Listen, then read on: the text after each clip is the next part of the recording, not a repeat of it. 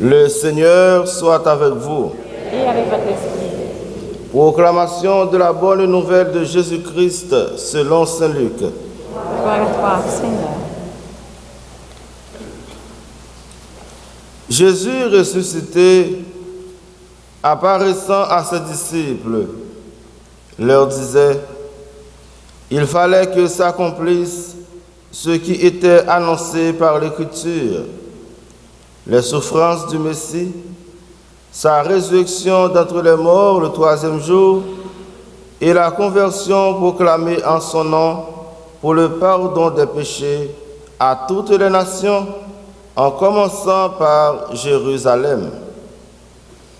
C'est vous qui en êtes les témoins.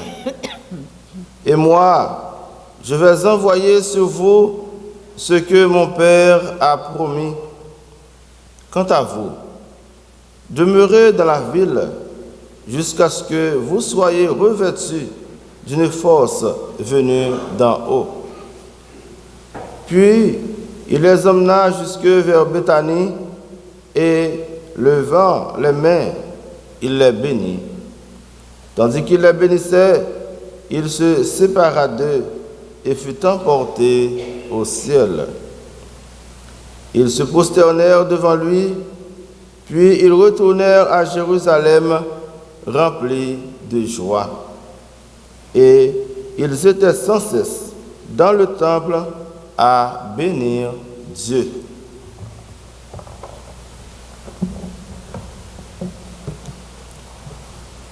Acclamons la parole de Dieu. Louange à toi, Seigneur Jésus.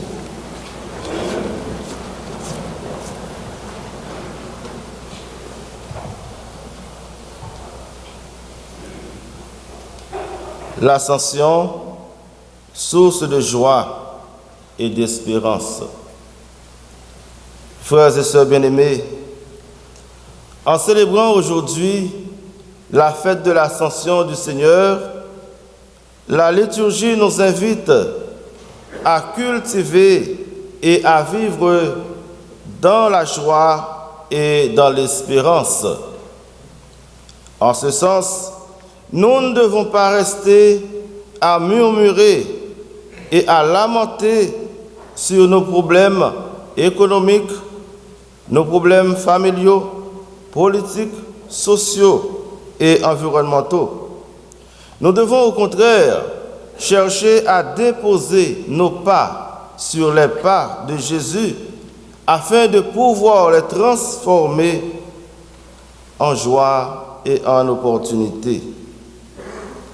À travers cette fête de l'Ascension, le Seigneur veut nous faire comprendre que les difficultés, les problèmes, les souffrances et même la mort ne sont pas la finalité de la vie chrétienne.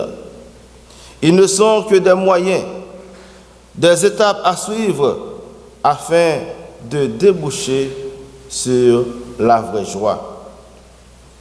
Avec la fête de l'Ascension, cela doit nous faire penser à la miséricorde et à l'amour infini de Dieu pour l'humanité. Dieu, voulant sauver et restaurer l'humanité, a envoyé son Fils dans le monde, prenant la condition d'esclave, afin de montrer aux hommes et aux femmes le chemin de la vie. Ce chemin ne sera pas sans épines. Comme on dit, il n'y a pas de rose sans épines.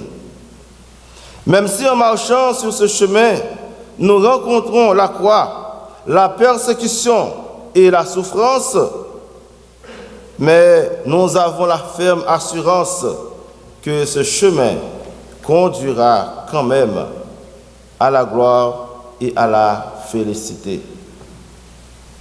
Il faut considérer la croix et la gloire comme les deux extrémités de notre trajectoire comme pèlerin, d'où la formule de la croix à la gloire.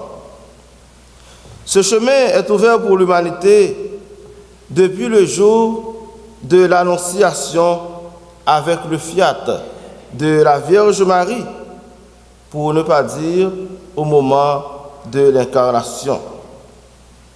Un Dieu qui est venu plonger dans notre histoire, un Dieu qui est venu vivre la réalité des hommes et des femmes afin de les porter par la suite à vivre la réalité de la vie divine. Nous disons avec saint Irénée, saint Athanase et saint Thomas d'Aquin, le Fils de Dieu s'est fait homme pour nous faire Dieu. Avec le péché et la désobéissance de nos parents, la porte du paradis était fermée. Mais avec l'obéissance de Jésus et de Marie, Dieu nous ouvre à nouveau ce chemin. Ce que Dieu veut pour nous, frères et sœurs bien-aimés, c'est le bonheur et la vie éternelle.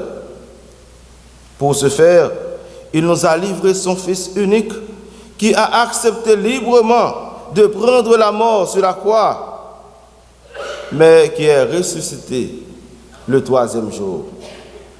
Donc, Jésus, par son sang versé sur la croix, a payé pour nous la dette de nos péchés et il nous a rachetés de la mort. Jésus, par sa mort, a détruit la mort. Par sa mort, il nous donne la vie. C'est l'entrée solennelle dans cette nouvelle forme de vie que Jésus inaugure par son ascension dans le ciel. Saint Paul, dans sa lettre aux Colossiens, nous dit « Jésus est le commencement, le premier-né d'entre les morts, afin d'être en tout le premier. » En ce sens, Jésus est le premier qui a pu franchir la porte du paradis, la porte de la vie éternelle. Et la lettre aux Hébreux nous dit « Il est entré dans le ciel même, afin de se tenir maintenant pour nous devant la face de Dieu. » Nous pouvons dire que, avec l'ascension de Jésus, nous connaissons maintenant notre destination finale.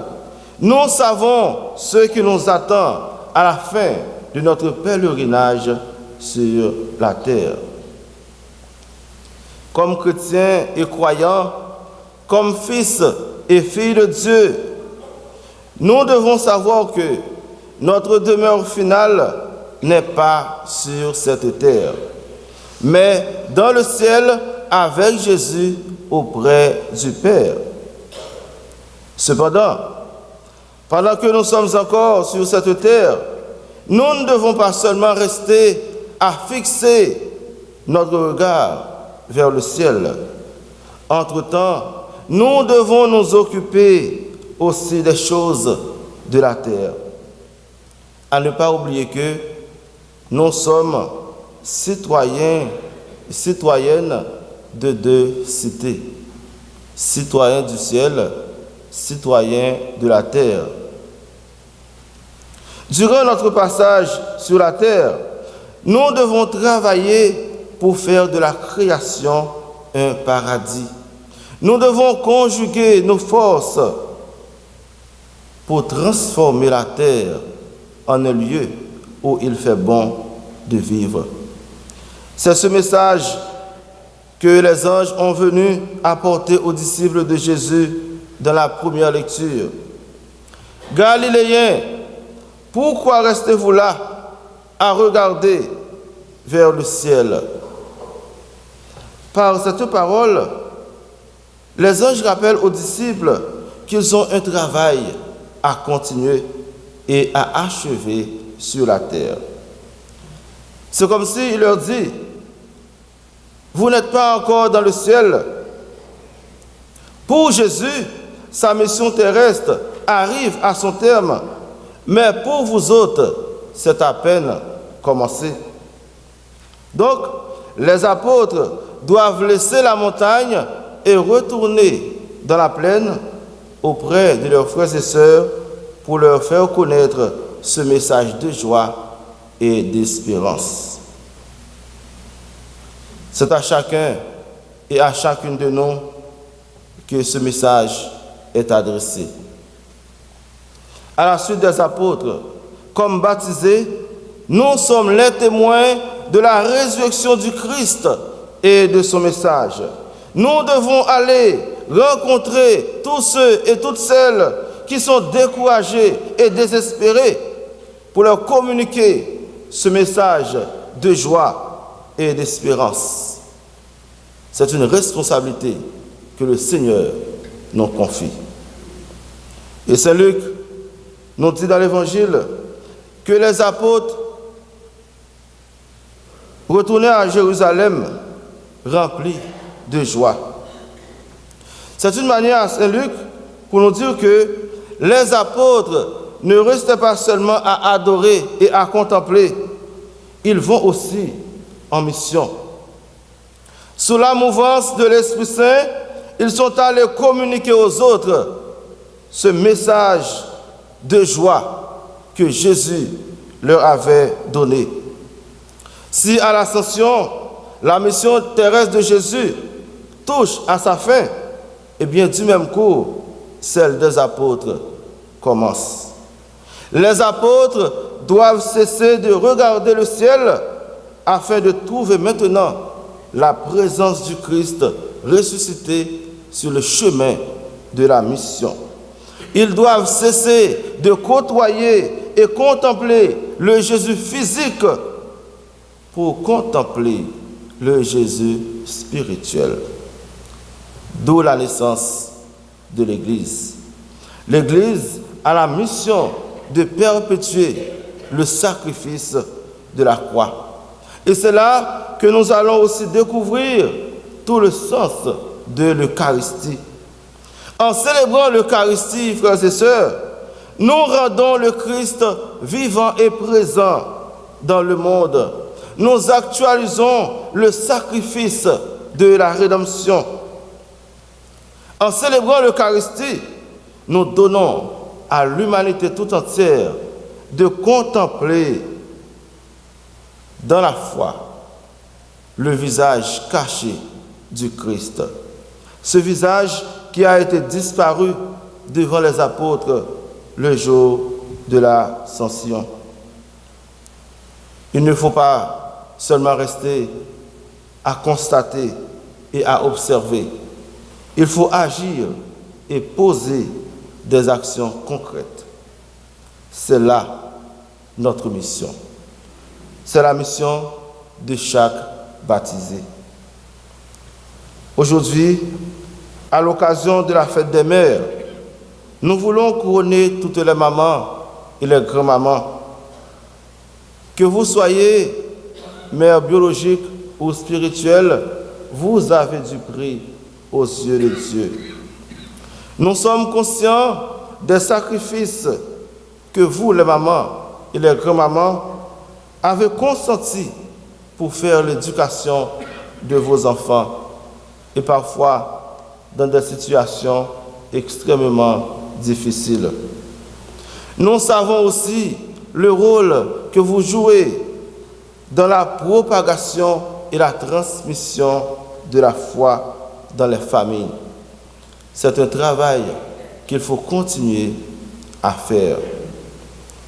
En ce mois de mai, dédié à la Sainte Vierge, demandons à Marie, elle qui nous précède dans le ciel, de nous accompagner sur ce chemin qui conduit à la vie éternelle, maintenant et pour les siècles des siècles.